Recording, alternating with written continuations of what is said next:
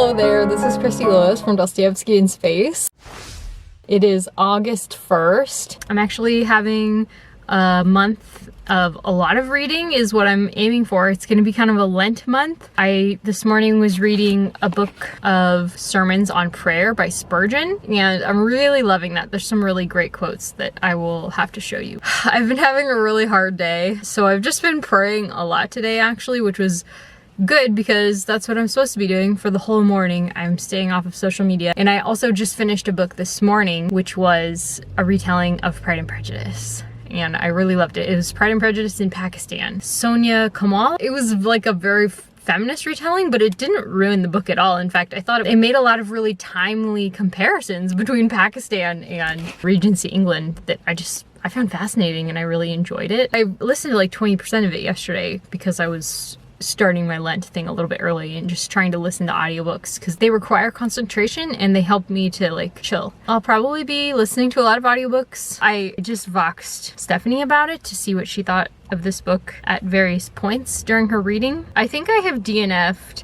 The Stardust Thief by Chelsea Abdullah. I'm like 26% in and I don't care about the characters and the writing isn't grabbing me at all and I just don't really care. It has a lot of promises about the story, so I hate to give up now. It keeps talking about, you know, how one of the prince's sons is like the prince of the 40 thieves. They're talking about a djinn imprisoned in a lamp. There's a boy who tries to escape the castle and kind of shed the shackles of his princely birth once in a while, you know, like Aladdin. Like, it sounds like there's a lot of cool stuff prepared, but it's just taking a long time to set up and I just don't care. I sent Stephanie a vox for help. It was like, SOS, what did you think of the beginning of this book? And like, does it get a lot better as you go on? And I also learned that Emma's doing another read-along this month. She's doing a read-along like every month in her Discord now. And I'm so excited.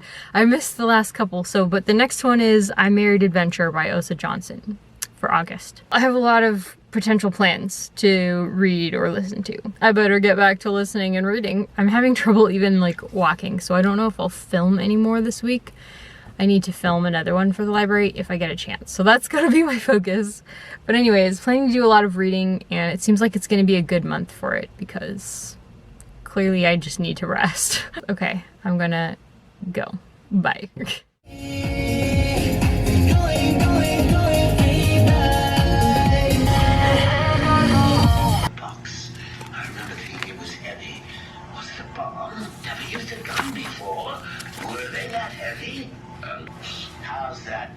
Hello there guys, it is now August 3rd. I finished 2 things since I talked to you last. So I finished this little picture book called Old Wood Boat, which is really cute. The illustrations are like paper cutouts, I think. And it's from this publisher that I've been interested in called Candlewick Press. And I just ordered a whole bunch of their books from my library so I could check them out, and that one came in. I've been working on The Power of Prayer by Charles Spurgeon for my sort of Lent break in the summer. I really like the idea of having multiple Lent sort of seasons. Spurgeon on anything is worthwhile. He's like one of my favorite Christian writers. He's pretty much going through all the objections that you can think of for prayer about, you know, whether it's actually effective and whether it's worth spending your time on or whether it's just a cosmic waste of time. I also today read a chapter of A History of Korea, which is just taking me forever to read, but like it's also really informative and I'm really enjoying it. So I don't mind that it's taking a while. I think it just takes me a while to read nonfiction because I like outlining it. I just showed you a picture of what I did today, the chapter I did, and it was all about how in the late Joseon period, a bunch of art forms kind of took off. It's just interesting because Confucian hierarchy was a really big deal in Korean history and it really affected the lower classes and also women, but women in the lower classes were the ones who used the Korean alphabet in the beginning, and the upper classes, like the more aristocratic classes, used Chinese. So we have all of these cool records of their favorite stories that were popular And a lot of those stories were actually written by like almost like a middle class. They would often tell the stories of the lower class as a sort of gentle social critique. They were talking about how it'd be a shame for all of these really honorable lower class people who are living in the countryside and just fading into oblivion. Like, it's a shame that they're not remembered. They would use biographical sketches, like sometimes a bunch of them all in one book, or they would do more in-depth ones. There was also mask dancing, which was like often caricatures, and pensori, which is a musical narration, like storytelling. It's almost like operatic. And I found this clip on YouTube and it was so cool. And I'm definitely gonna have to listen and watch more pensori, because I think that would be a great way for me to keep learning the language. I've also been working on the Far Pavillions, which I'm loving. I'm still only on chapter 3 because I'm a slow reader and my focus has been deteriorating a little bit. We just went out of town and I had some Korean food, which I'll put here. It's called hammerpajeon. It's called a pancake because it's fried in a pan, I guess. But what it includes is like spring onions as well as seafood. It's really delicious and like super greasy. And Kevin didn't want it and I didn't want it to go bad. So I ended up eating the whole thing and now I'm just like, that's all I needed to eat today. Like, can I eat anything else? I probably don't need to. So it was very nourishing in that sense. It was a lot of food. And Kevin got this like creamsicle milkshake from Superburger, which is like one of our favorite restaurants. They have like a couple different restaurants in the surrounding areas where we get my medical treatments frequently. There are no doctors where we live at all. We always have to go somewhere else for doctors pretty much. They keep like retiring or moving out of the area, like, you know, your basic doctor that you just go to if you need antibiotics or whatever. So that's interesting. It's starting to feel a little crazy here in California. Our gas prices have been like above $6 and food prices are insane. Back to books, right? The other thing that I finished was the first Apothecary Diaries manga volume. There's also like a novel version. I think that was written first by the author and then it was manga-ized. I don't know what the word would be for that. But yeah, I'm super in the mood for manga lately and I'm super excited to have a bunch of recommendations from people. This weekend I'm going to be doing a 24 and 48 with Jennifer Brooks. I was thinking of potentially doing a bunch of manga. I forgot I was going to mention the Apothecary Diaries is the other thing that I finished. It's a manga volume 1 and it's like a historical mystery series set in Japan. There's a lot of like sexual references. I feel like this is a maybe slightly older audience aiming towards, or maybe it's just more modern than like Fruits Baskets, which is actually the only manga series I've ever finished. And I am rereading those right now.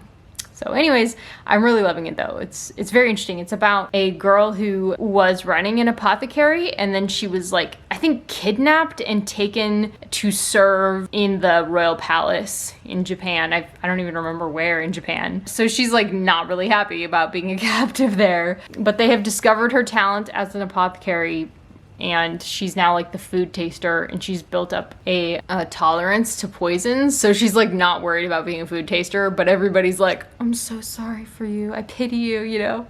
So she's a really quirky character that I'm enjoying. Like she just made chocolate in this volume because it was requested that she create an aphrodisiac.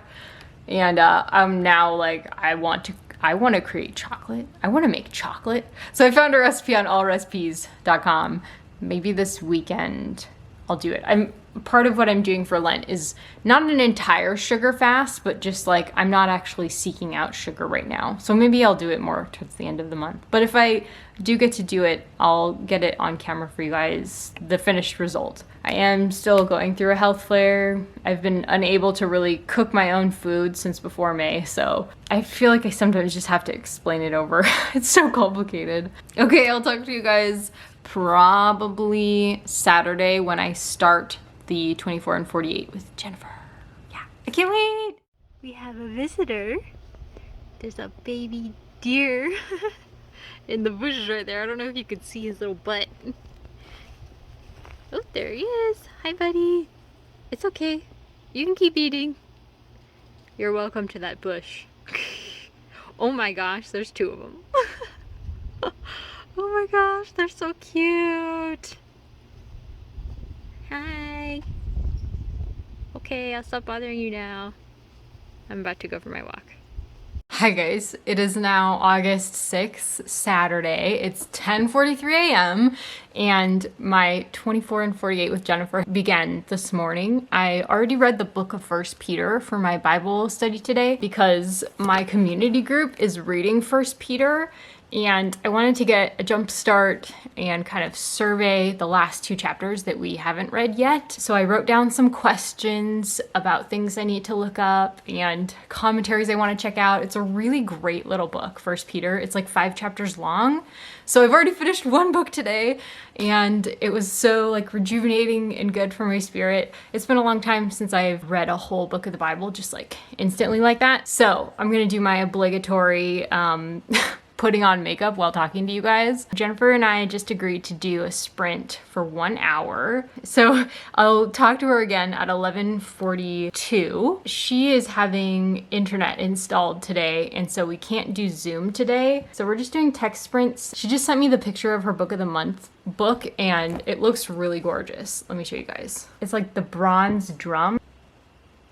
I've also spent some time with Kevin today. He has been getting calls because he's a supervisor and a juvenile probation officer. So there's a child that's been arrested for a charge that might get the child sent to juvenile hall. So Kevin is talking with one of his workers and like advising them of what to do. I'm really grateful that he doesn't have to go though to bring the kid to juvenile hall. That's a relief, because if it was his weekend with what we call the bat phone, then it would be his job to go in and bring the kid in. We just started watching somebody who played Zelda and like completed it 100%, Breath of the Wild on Switch, and we both really love that game, so we're watching it together. So I watched that while I ate breakfast and did some stretching, and then after I read my Bible study for the day, we went for a walk. For the rest of the day, I do have some plans. There's one book, what is it called? It's I Married Adventure by Osa Johnson, and I'm like 22% through that or 23% through that, and that's a read-along for Emma the Bookish Princess, her Discord, and I'm not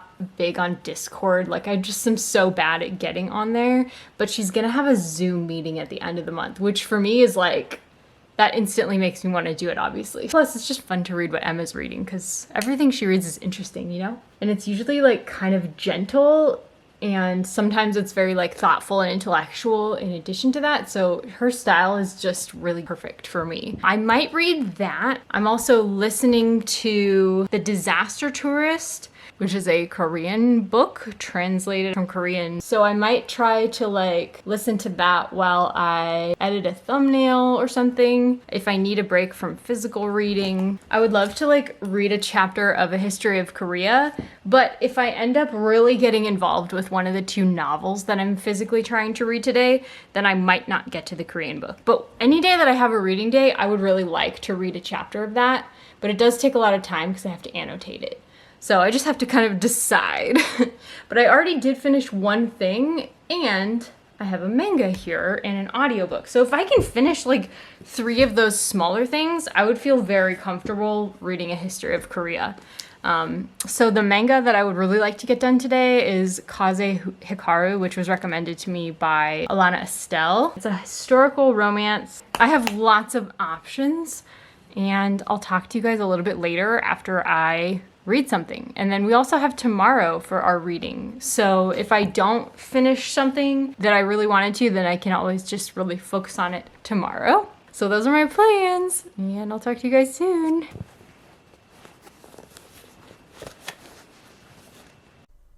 Tom Walker never returned to foreclose the mortgage. A countryman.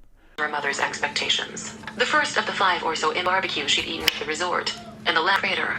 The meat didn't at all fit with the purpose of this trip, and the heads were just mindless. His arms all messed up. On the bed. Put your hands on the bed. Not on your hand on the bed.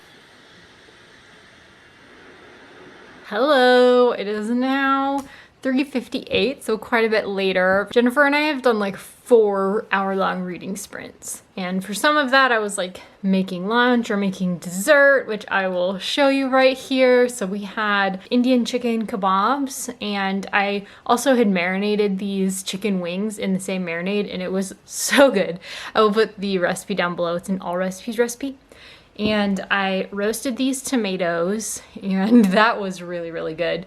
And I also had a peach, and then I ended up also making some chocolate sauce that I had over a very ripe banana because I was afraid that the banana would not last another day. That's probably most of the carbs that I'm gonna have for the day, in addition to my normal oatmeal, which I've already had. And let me just say that chocolate sauce was so delicious. Also an all recipes recipe, also linked down below. So yummy. There will never be another ripe banana wasted in this household. My reading plans totally shifted like as soon as I started reading. So I read The Devil and Tom Walker by Washington Irving, which I absolutely loved, and I have like a bunch of notes on, and I'm just so excited for Fostathon because my Fost retellings are really off to a great start. This one was just so colorful. Washington Irving is like the kind of author that I really wanted to be when I was writing, and whenever I read his short stories or Flannery O'Connor's short stories, it makes me want to start writing again and just try writing again. I really wanted to write something that was uniquely American with like a fantastic twist and also dealing with spiritual matters, and I just really love Washington Irving and Flannery O'Connor. Also starting Kaze Hikaru again. I've gotten a little ways into it, but as usual, when I'm starting something, it just takes me a while to like get into it. So I'm gonna aim to finish this by the end of the day, but we'll see. And I realized that I didn't talk about First Peter at all really when I told you I finished it. So really it's about how to live together in unity and during times of persecution, to look forward to our salvation in Christ and stuff, and just all about overcoming hardships with that mindset. And it talks about a bunch of different settings where you should be obeying authority, various people obeying authority. Everybody has to obey authority. Everybody has to be humble and live together harmoniously with kindness. I've been listening to The Disaster Tourist, like I talked about, and it's really not that exciting. Like the very beginning I thought was really good. It was describing the main character's job. She sets up tours of these disaster areas for people, and it seems to be kind of reflective on how thoughtless people can be as tourists and the kind of damage that we do, but it's just not as interesting as I thought it was gonna be. The character makes like a lot of mistakes, and you're kind of like, come on, like you just want her to be like a better person. So I think probably it's supposed to be a reflective story about how we travel and our mindsets when we travel and the kinds of things we should be doing and the places we should be going for travel and stuff like that. I think it might be good. I'm gonna try and finish it still, but... And I also read like 6% of I Married Adventure by Osa Johnson, which I am really just loving that. So I've finally gotten into the portion of the book that is not just about the man's upbringing, which the man's upbringing was very interesting. His first like 27, 25-ish years of life, he did a lot of traveling, and his parents treated him very interestingly because they were kind of like, he's gonna have to sink or swim on his own in this world. You know, he's a man, he's just gotta be tough, and of course we're going to support him and help him in every way that we can. And they don't try to give him like tons of advice or push him into things that he's not going to enjoy, because they want him to find the right job for him. Like school is really tough for him because his brain is not really wired to do the kinds of things that school was aiming towards, and so they kind of knew that what he was going to do would have to be unique to him and his desires. It was interesting learning about, I'm into the part of the story where Osa has married him, and she's very young. Like she was still in high school when she married him, and he was like 25 or 26 or something, so that's kind of like awkward. But I think this thing has happened a lot in the past, and it's just kind of a product of its times in that ways. Like this was, I don't even know when. It was probably not that long into the 20th century when this was taking place, so it's quite old in that sense. Anyways, I'm really excited to continue on with that. They've just started their journey, and the wife is talking about how her husband is very determined to make sure that the things that he's portraying are actually truthful rather than just looking good for the movie, basically. That he's not just setting things up to look a certain way. Also, I got some mail from my library, so I thought I would open that for you guys. This is a program where they're sending books to people who can't make it to the library, people who are homebound.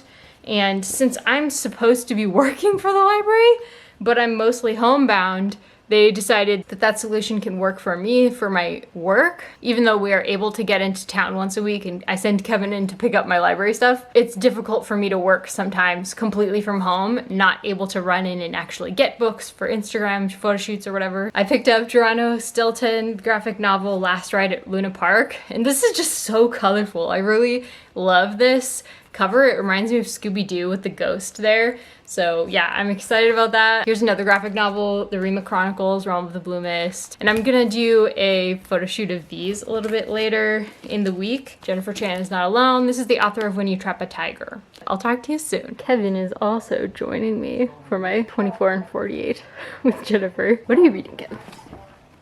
Out of the Blue by Oral Hershiser. Hey guys, it is now 4:50 on August 7th, so it's been a great 24 and 48 with Jennifer. We did like 2 or 3 sprints today. What I finished was Kaze Hikaru, but basically this is set in 1863, so the 19th century in Japan, when there was a big debate about whether to open up or to reject outside influences, particularly Western influences. And I just yesterday read a chapter in the history of Korea after I did my last update yesterday, and it was about that as well, happening in Korea, because there were imperialists really kind of ransacking the Asian world at this time. Japan actually was one of the powers who was moving into Korea and trying to gain land there and become a power there. Really interesting and difficult history between Japan and Korea in the 19th century, but this explores just a tiny bit of it. It's following a group of samurai who are unpaid, and there's a girl who she infiltrates the group of men and tries to become a samurai, and that's like her goal. She wants to have revenge because her father and brother were killed. So Alana recommended this to me, and I'm really grateful that she did, because it just shows me again that there's such a wild variety of manga out there, and I haven't even started exploring really. I need to explore a lot more before I can really find my niche with manga. I don't think that this is quite the right genre for me. It is historical romance, but there wasn't any like romance in here. It was more just like lots of fighting basically and training. I have so many other mangas that I want to try that I'm probably not going to stick with this one for now. I had kind of a manga readathon this week because I had a bunch of volume 1s that I wanted to try. Like I said, I've finished the Apothecary manga and I'm so gripped and hooked by that, and I can't wait to continue with that one. I just find that one very interesting. I think the key for me is not a lot of fighting. I don't care about action at all, but the Apothecary one was interesting because she's like mixing all these ingredients and having to deal with the personalities in the palace and stuff like that. So, and I think that one will also be romance in the end. But anyways, the other manga that I've started and will probably finish today, because I'm already like halfway through, is Witch Hat Atelier, which was recommended by Kate Howe. She said she thought I would love this, and she's so right. It's so whimsical. The illustrations and everything are really whimsical. So it's about a girl who really wants to be a witch. So it's kind of about her journey becoming a witch, and it's just very cute and whimsical, and it makes me feel like I'm rereading Harry Potter. So I'm loving this. I'm probably gonna finish it today. I also worked on a history of Korea, like I said. I read chapter 12 earlier this week and chapter 13 yesterday, which was about 19th century unrest. And it's a very complicated century because some people just view it as like everything's going downhill and degrading, but it also had some openness to the world that was kind of a logical conclusion, or so argues the author, of the late Joseon period. Yeah, I really thought it was interesting. I can't wait to find out more about how Korea got where it is today and the kinds of things that it had to fight through. I also made a lot of progress in I Married Adventure this week and yesterday and today. Yesterday and today I read like 23% yesterday and today, so that's pretty cool. So I'm at 43% of the way through I Married Adventure, and I'll just be finishing that hopefully by the end of the month so that I can go to Emma the Bookish Princess's Zoom call. I'm looking forward to that so much, and I'm just really loving that one. It's put me in such an adventure mood. Like, I just want to read all these adventure books. I ended up getting a Jules Verne book and a Jack London book, and I've like been raiding Gutenberg. Oh, and also I did finish The Disaster Tourist, which I thought was very much an idea story, if you know, like idea, milieu, character, event plotting, if you know the Mike's quotient. I normally like idea stories, but a lot of times not with like the total lack of characterization that is in this book. I mean, there's really nothing about the characters that sticks in your mind. So that was kind of boring, which, I mean, you know, I've read some Asimov and I had the same experience, except I ended up loving those. And I think the pacing was really good in Isaac Asimov's, and they were not like too long for their ideas. Whereas this book, even though it was pretty short, I also feel like it should have been maybe shorter, like maybe a short story even. So yeah, I just felt like it was kind of long, but there was one really good quote that I picked out. There's not really a difference between dying in a natural disaster and starving to death, is there? In the current situation, dying in a natural disaster would be preferable. So it's really, like I was talking about earlier, examining our thoughts for reasoning why we travel, and it's very cynical about the idea of disaster tourism and what kind of behavior it might be inspiring and how culpable the tourists themselves are. Yeah, it reminds me a lot of the book Extreme Makeover by Dan Wells, which is a book where basically every character makes stupid decisions and everybody's corrupt. It was really kind of slow for me, between like 6% and 50%. And then the second half of the book, there was like some portions that picked up, but then I kind of realized the direction it was going, and it was kind of like my initial thoughts on the book, you know, which were, this is probably not going to be my kind of book, and I was right. So that just reconfirms to me that I can totally feel fine about DNFing a book, because like 90% of the time I'm not gonna like a book in the second half enough to redeem the first half if I don't enjoy the first half. That's kind of like my new theory about DNFing. If I'm just getting the sense that it's not my kind of book, that the payoff is not gonna be the kind of payoff that I care about, then I should feel fine DNFing it. Anyway, I can't wait to keep reading, so I'm gonna go ahead and do that, and I will talk to you guys soon. Let me know down below if you've read any of these books, or if you have any recommendations for me in my manga era. And I really feel like I'm in a nonfiction era as well. I kind of feel like just going in between nonfiction and manga for a while, and maybe like short classics, because I feel like I get the most bang for my buck out of nonfiction, but I can't read it all the time because it's so heavy. So sometimes I need to read fictional things because they're a little lighter and easier to digest because they're stories. Anyways, okay, I'll talk to you guys soon. Thank you for watching. Bye.